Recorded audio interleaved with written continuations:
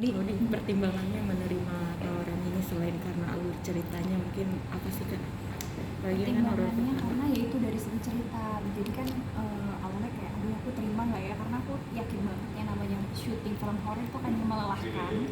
Dan apalagi aku punya anak gitu kan, pasti adalah hal-hal yang kepikiran gitu. Tapi pas dilihat ceritanya dan pengemasan yang bakal mereka ambil itu kayak bikin menarik gitu loh. Jadi kayak beda gitu. Akhirnya aku coba deh untuk pengalaman pertama aja film horor, karena bener-bener ini pertama kalinya aku nggak tahu bagaimana prosesnya, bagaimana persiapannya, aku sama sekali nggak tahu gitu. Tapi ternyata pas udah persiapan, ternyata selama itu persiapannya sebulan, terus baru syutingnya sangat-sangat melelahkan tapi menurut aku menyenangkan ya. Dan ternyata hal yang aku takutin untuk menerima film horor ini tidak ada gitu, kayak enggak kok, ternyata seru juga syuting film horor walaupun capek, walaupun lelah, walaupun syutingnya di tempat yang sangat menyeramkan, tapi menurut aku dengan lingkungan yang asik, terus habis itu apa ya, teman-teman dan kru semuanya juga solid dan gak ada hal-hal yang menakutkan, oke-oke aja sih. Sempet diskusi dengan suami nggak sih Kak untuk menerima tawaran ini gitu? Ini Karena pertama kakak main acting lagi kan Kak? Film, Iya. Dan pastinya aku akan setiap project aku pasti akan apa ya, kayak ya sharing lah, diskusi sama suami gitu. Dan suamiku kayak ya coba aja, kamu kan nggak pernah nih film horor gitu. Suamiku kebetulan pernah film horor, jadi dia pengen juga kayak aku punya pengalaman gitu. Dan aku juga penasaran sebenarnya, kayak aduh penasaran banget nih aku tuh kalau ngeliat orang main film horor tuh kayak Gimana sih? gimana ya. Terus kayak aduh, aku tuh nggak pernah nonton film horor yang benar-benar dari awal sampai terakhir mata aku tuh kebuka, tapi selalu ketutup. Nah aku pengen kayak gitu tapi di film aku gitu loh. Jadi kayak dari suamiku bilang ambil aja, dan ceritanya juga bagus. Terus habis itu aku juga pernah dapat project bareng lah sama Kak Sakti selaku produser dari Iden Picture, jadi kayak bisa tektokan segala macam lah gitu. Udah kira ambil ya gitu. Kembali berakting lagi Kak setelah comeback nih, agak susah nggak sih Kak untuk menyesuaikan, mungkin agak kaku? Aku nggak tahu itu penilaian dari saudara. Cuman kalau lebih ke ini sih, aku tuh lebih kepikiran kayak aduh aku ninggalin anak aku sama dua ibu di Sukabumi gitu kan. Aduh gimana ya, karena kan aku nggak pulang pergi, aku nginep di situ. Terus lebih kayak gitu sih. Terus abis itu kayak apalagi ya, iya capek ya, karena kan aku selama belum syuting aku tidurnya selalu teratur. Jam 10 malam paling malam lah itu aku udah tidur, pagi udah bangun jam 7 atau jam 6. Nah tapi di syuting ini kebalik semua, karena kan kita harus ngejar malamnya malah gitu, karena sih malam lebih banyak. Jadi itu sih yang struggle-nya gitu. Tapi itu hari pertama kedua yang kayak bener capek banget, ya ampun bisa dong. Tapi pas kesana-sananya Terbiasa. terbiasa. tapi setelah syuting itu Kak butuh waktu berapa lama untuk balik lagi ke rutinitas normal gitu? Setelah syuting berapa lama ya? Kayaknya lumayan lama sih, kayak habis dari luar negeri ya, say kayak jet lag gitu. Padahal mah cuma itu doang gitu. Tapi ya itu dia sih, lebih kayak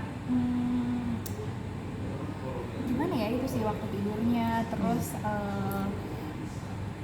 itu aja sih, waktu tidurnya aja sih lebih kayak harus mulai balik laginya gitu.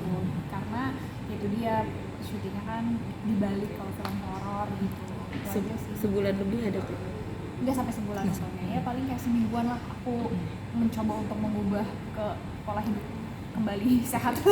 Nah, kan suami kan juga sempat syuting horor nih Kak, berarti sempat ada diskusi soal kayak wejangan nanti kalau syuting horor tuh begini gitu, pengalaman Tips-tips yang mungkin Kak Audi terapkan gitu. Suami aku kebetulan nggak percaya hal-hal begituan, jadi dia tuh selalu bilang kayak ya udah semoga kamu nggak capek-capek, terus kalau ada waktu istirahat. Tapi dia tuh nggak pernah ngomong hal mistis, karena dia tuh sama sekali tidak percaya hal apapun gitu. Even kayak ada orang yang kayak misalkan kesurupan atau gimana, dia cuma kayak ya nggak kepikiran. Jadi dia tuh sangat tidak percaya hal-hal yang begituan, karena menurut dia itu nggak ada. Kak, ini kan 2 minggu ninggalin anak nih. Iya. Berarti kan sama suami. Itu gimana tuh Kak cara ngaturnya berdua tektokannya? Aku udah bener kayak bingung banget, karena di sana nggak ada signal kan. Kayak kita kan gunung, hutan, kayak susah banget dapetin signal. Terus habis itu wah itu bener-bener aku kepikiran banget. Tapi untungnya aku tuh sering take, jadi mungkin gak kebanyakan bengong dan gak kebanyakan kepikiran anak aku gimana ya. Dan untungnya suami aku tuh bener-bener setiap menit tuh nih Enzel lagi gini ya, nih Enzel lagi makan ya, ini jadi dia bikin aku tuh nggak kepikiran. gitu. Yang penting suami aku tuh, aku udah bilang kayak tolong ya kabarin Enzel ngapain aja, kamu ngapain aja, ini yang begitulah. Yang penting aku tidak yang kayak kepikiran, karena aku nggak mau kepikiran apa ini pertama kali ninggalin anak aku untuk kerja gitu loh. Pakai babysitter nggak sih kak? Pakai, tapi itu dia, pokoknya aku maunya walaupun ada babysitter tuh kayak suamiku ada, akunya ada, pokoknya salah satu dari kita ada gitu. Karena anak aku lumayan tidak yang anak babysitter banget, jadi dia tuh kayak harus ada papanya atau ada mamanya gitu. Makanya untungnya saat itu aku syuting, suamiku tuh lagi off. Nah pas aku udah off dia syuting balik lagi, jadi kayak untungnya kita bisa Ganti-ganti ya. ngatur kayak gitu. Fun fact-nya dong, kok mungkin sehari tuh bisa video call berapa kali sih selama jauh?